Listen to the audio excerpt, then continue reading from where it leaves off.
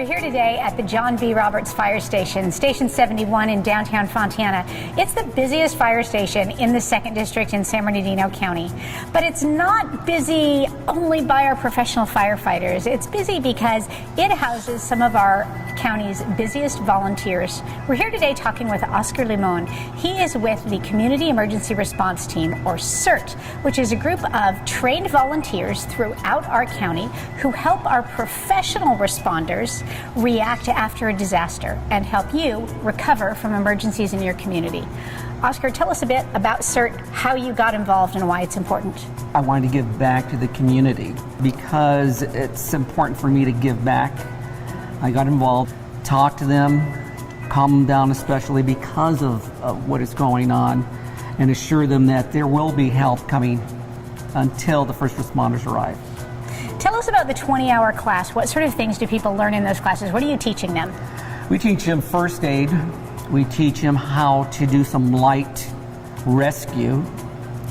We teach them how to use a fire extinguisher, light turning off of fires, carrying out of individuals, treating them.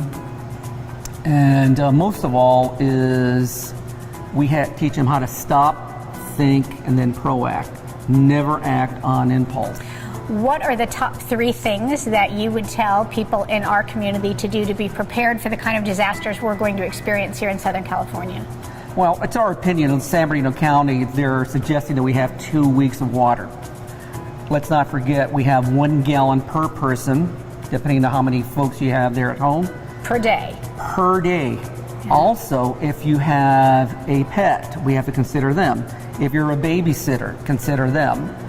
So we have to make sure that you have a list of what the items are. If you have medical attention, for example, some of the seniors that I talk to, their medications, they should have 2 weeks of medications. Oscar, it's been a pleasure talking with you. Thank you for what you give back to San Bernardino County, and thank you for the great service you're providing to our neighbors. Appreciate you. My pleasure. Thank you very much. We have a lot of things that could happen here in Fontana, in Southern California, that are going to require a lot more response than our trained professional first responders can get to right away. So we also rely on volunteers, and through the County Fire Department and FEMA, we train community emergency response teams, CERT members, who can help out in their own neighborhoods after an emergency or during an emergency.